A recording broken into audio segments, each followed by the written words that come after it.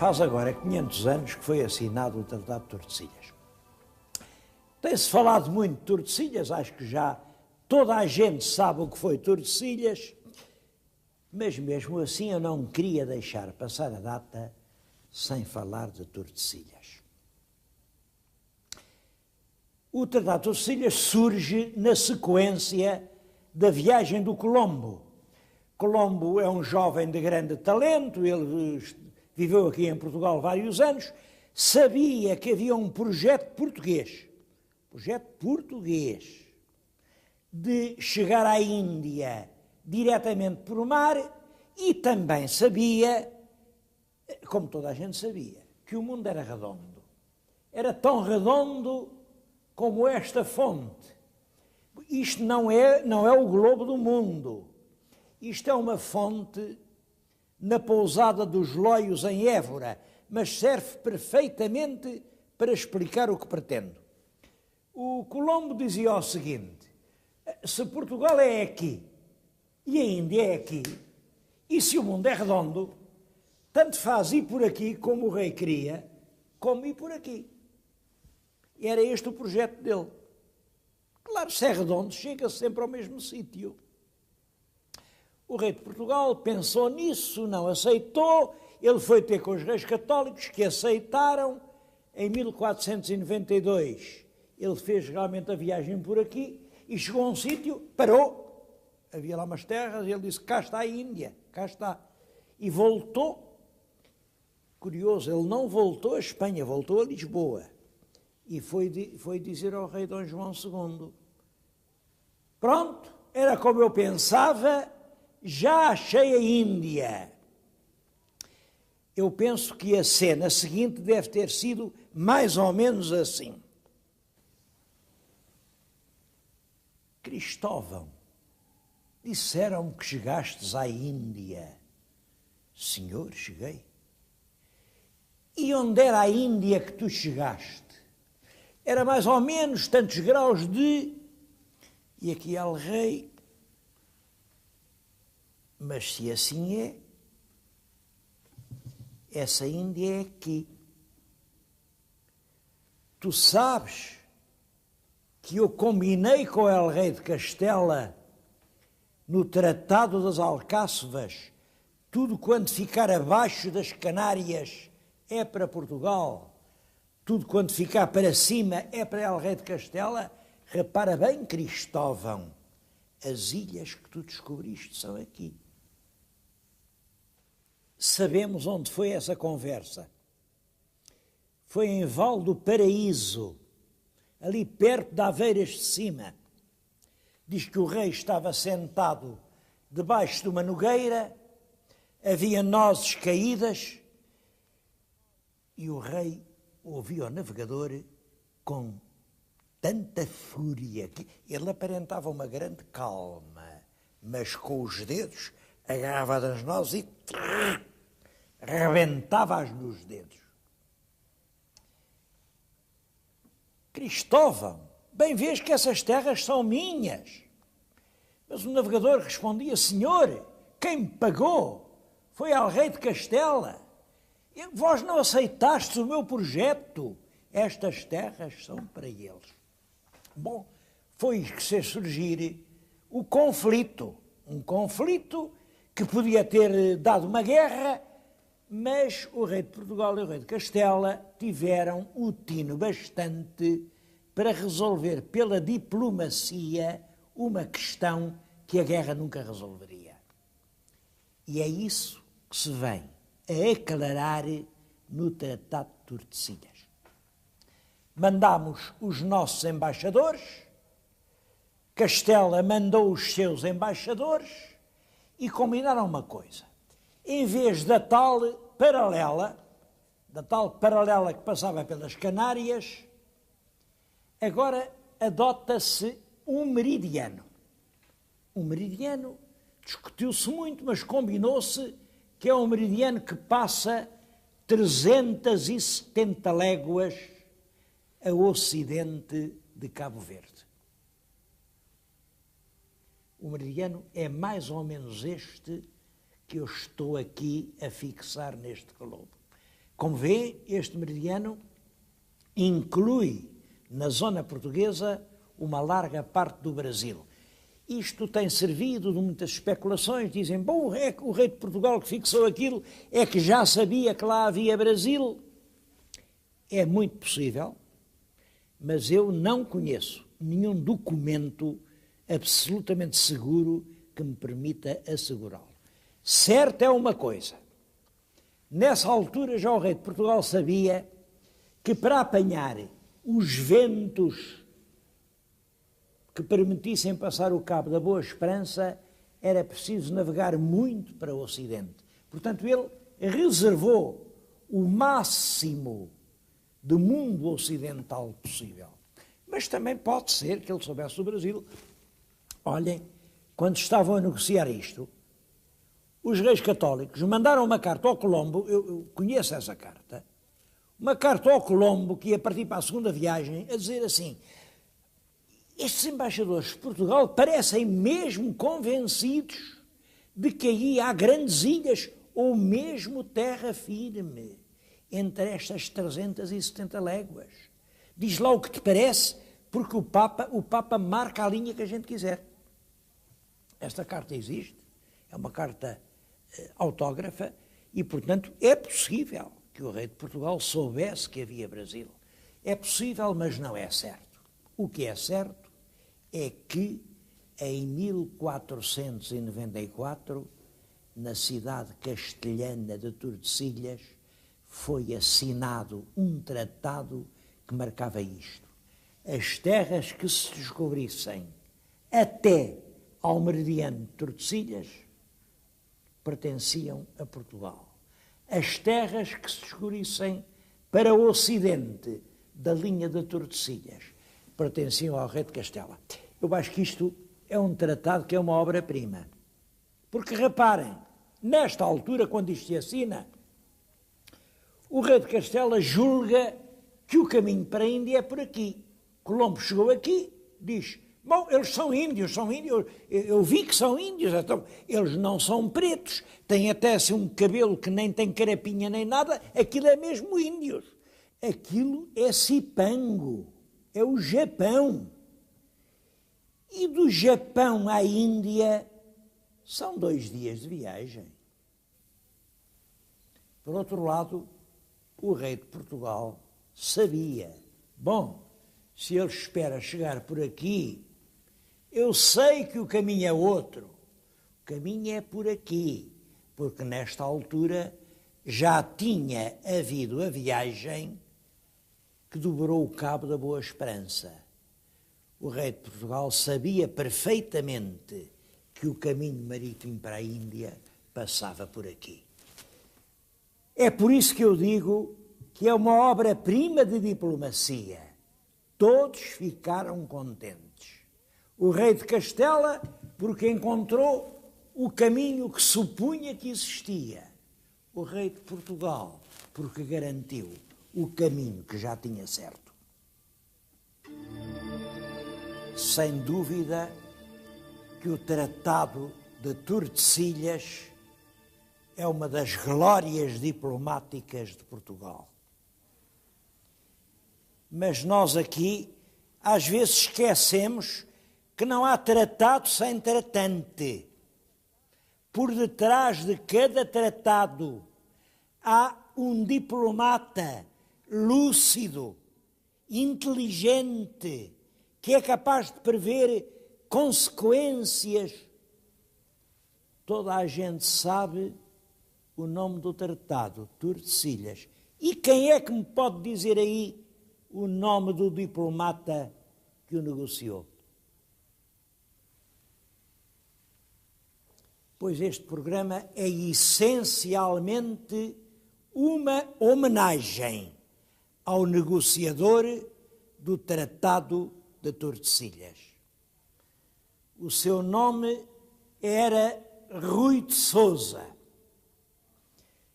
Tenho nas mãos um livro de memórias do século XVI, cerca de 1500 anedotas de figuras desse tempo. Quando falam de Rui de Sousa, acrescentam um adjetivo: o grande Rui de Sousa. Acho que sim, que era um homem grande. Há muitas histórias dele, eu vou aqui contar-lhes uma e vão perceber já que não era uma pessoa vulgar. Vivia aqui em Évora, um dia saiu para a caça, mas uma das bestas tinha as ferraduras despregadas. Ele parou ali no ferrador e disse, prega-me lá a ferradura neste animal. Voltou meia hora depois, mas o bicho estava na mesma. O ferrador não tinha cumprido a sua ordem. E ele disse, então, a minha mula, porquê é que a não ferraste? E o ferrador disse-lhe, Senhor Dom Rodrigo, vocês sabem que Rodrigo e Rui era a mesma coisa. Senhor Dom Rodrigo de Sousa, é que há aqui tantos lavradores que vão para o seu trabalho que eu acho que Vossa Senhoria, que vai a pena para se divertir, não havia de passar à frente de quem quer trabalhar. Rui de Sousa, assim no primeiro som, ficou indignado, rapou da espada e ia bater no ferrador, mas o ferrador também tinha espada, levantou a sua e disse, Senhor, combater, posso fazê-lo de igual para igual. Agora, humilhar-me como homem do povo, vós que sois nobres, não podereis. E aí, Rui de Sousa deixou cair a espada e disse, és um homem a sério, dá cá um abraço. Eu acho que isto define um homem. Rui Afonso de Sousa pertencia à alta nobreza. Este Sousa tinha a ver com os primeiros Sousas, os Sousas de uma aventura que o Dom Afonso III teve com uma linda mourinha, uma mourinha que o fascinou. Mas a notabilidade vinha toda de Aljubarrota. Naquela manhã de Aljubarrota, quando a nossa pequena hoste, frágil, pobre, quase desarmada, esperava o massacre da imensa força castelhana, cada qual fazia o seu voto e um dizia, meu Deus, eu se escapar vivo vou a pé a Jerusalém. E outro jurava, se eu escapar vivo daqui, nunca como carne nem peixe nos dias da minha vida. E nesses votos, muito devotos, de repente ouviu-se um escabroso voto de um jovem chamado Martim Afonso de Sousa. Pois eu, se ficar vivo, vou daqui meter-me na cama da minha amiga, que é a abadesa de Rio Tinto, e não saio de lá durante 40 dias e 40 noites. É claro, os outros ficaram indignados. Meu Deus, então estamos todos com a vida em perigo e este está a fazer um voto tão pecaminoso. Eu não sei qual foi o voto que Deus ouviu, mas é certo que o Martim Afonso ganhou a guerra, foi a Rio Tinto, dormiu com a abadesa, nasceu um menino, e esse menino foi o pai deste fidalgo que veio a ser o negociador de Tordesilhas.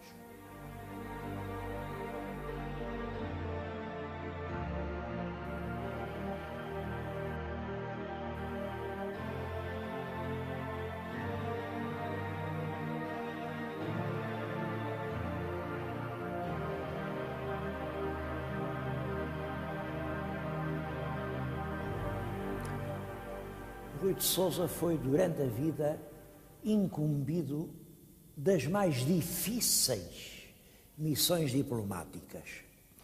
Antes da guerra com Castela, foi ele que foi lá para tentar convencer de que era mais fácil resolver pela paz que pela guerra aquela questão.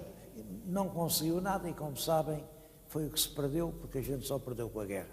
Ele foi à Inglaterra e foi ele que conseguiu que a Inglaterra reconhecesse o direito português aos mares da Guiné, A Inglaterra esteve sempre do nosso lado nessa questão. Ele foi a Marrocos numa altura em que o exército português, enfim, se tinha deixado derrotar e era dificílimo conseguir que os mouros nos deixassem vir embora. Ele conseguiu isso. Mas foi ele quem esteve no Congo e construiu a primeira catedral portuguesa no Reino do Congo.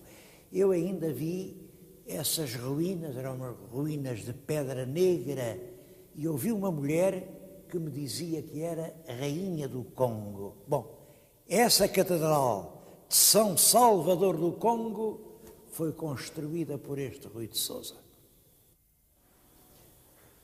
Era um homem de resposta pronta e um subtil conversador. Conta-se que uma vez foi a Castela e foi recebido pelo mestre Santiago. O mestre Santiago era um grande fidalgo e era um sujeito que tinha lá a mania, que tinha umas polícias secretas, que sabia tudo quanto acontecia. Bom, o mestre marcou-lhe hora para o receber, recebeu-o muito bem e disse: então, Dom Rui, já sei que chegaste. E quando é que chegaste? Resposta de Rui de Sousa: senhor, foi exatamente quando o senhor julga. De outra vez, numa festa, porque foi ele o diplomata encarregado de negociar o casamento do herdeiro do trono português, filho de Dom João II, com a herdeira dos reis católicos. Isso foi uma negociação difícil, demorada, de lado a lado, mas acabou por se conseguir e, para celebrar o acontecimento, os reis católicos mandaram dar no palácio uma grande festa. Tudo andava à volta do nosso embaixador, porque era um homem fascinante. As coisas ditas por ele ganhavam uma beleza, um esplendor que a própria Rainha Isabel, o próprio rei Fernando estavam ali pendurados, deslumbrados a ouvi-lo. Bom, até que a rainha pensou que já tinha passado tempo a mais, e aí disse: Dom Rui, já chega, está a fazer-se tarde, é muito tarde, vamos embora. E o embaixador de Portugal disse para a rainha de Castela: senhora, não é tão tarde como pensais, é apenas muito cedo. E abriu de par em par a janela e disse: olhai ao longe e vede que só agora amanhã começa. Esse dito ficou célebre porque, pelos bons ofícios de Dom Rui, pensava-se que ia começar um período novo de paz e de amizade das relações entre os dois países. O grande Rui de Sousa acabou de ser envolvido por uma espécie de auréola que rodeava toda a família. Ele teve um filho, João de Sousa, que foi também embaixador na corte dos reis católicos. Um belo dia estava em Arévalo, uma cidade espanhola, as touradas faziam-se numas praçazinhas pequenas e a rainha Isabel, estava em frente e o Dom João de Sousa no prédio do outro lado da praça. E a rainha tinha ouvido dizer tanta coisa daquele homem, tanta coisa do pai dele, que já agora quis ver até que ponto era verdade. E mandou-lhe um recado: Dom João, estás do outro lado da praça, vindo eu quero receber-vos aqui, quero ter-vos mesmo ao meu lado. Ao mesmo tempo, mandou dizer aos homens dos corrais: quando o embaixador de Portugal atravessar a praça, vocês larguem-lhe o touro mais feroz que lá estiver nos corros. E assim foi, assim foi. Vinha o embaixador de Portugal, todo solene, a caminho, largam-lhe o touro, só que ele percebeu, espera a fera, tira a espada e, imperturbável, mete-lhe a fundo e fulminou-o. Recolheu a espada, limpou-a numa borda do capote, caminhou para a rainha e foi beijar-lhe a mão. A rainha Isabel, assombrada, disse-lhe: grande sorte fizestes, Dom João. E a resposta do português foi uma verdadeira portuguesada. Senhora, lá em Portugal fazemos todos assim.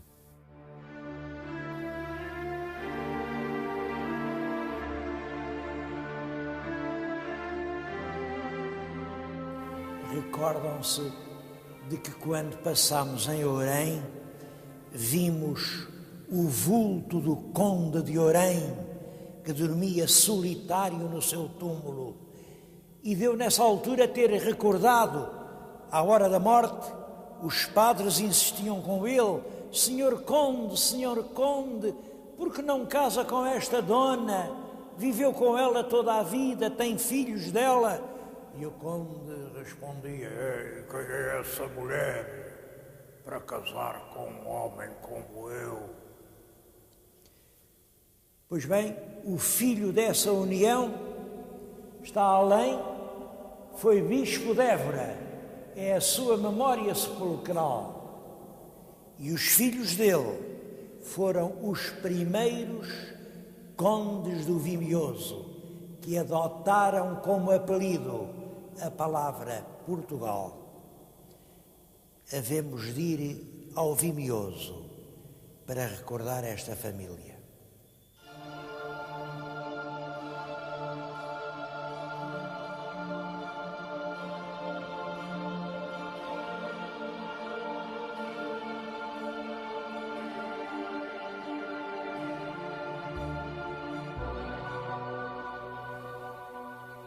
Escolhi este lugar para lhes falar do embaixador Rui de Sousa. Eu escolhi e ele também escolheu. Ele morreu em serviço, tinha acompanhado El Rei Dom Manuel a Toledo, mas era um maio frio, ele já tinha 75 anos e uma pneumonia levou. Mas quis ficar aqui em Évora, nesta igreja que era um panteão de família. Veio a tumba entre dois machos, calcorreando as planícies de Castela, e encontrou ali a última morada. A marcá-la ficaram duas grandes chapas de bronze. A dele recordava os serviços, desde Dom Afonso V, Dom João II, El Rei Dom Manuel, e depois a da mulher. A mulher espera por ele, está lá em cima, Dona Branca de Vilhena. Mas ele saiu, foi em serviço, está agora na Torre do Tombo. Está em Lisboa a falar de Tordesilhas, a última missão do nosso embaixador.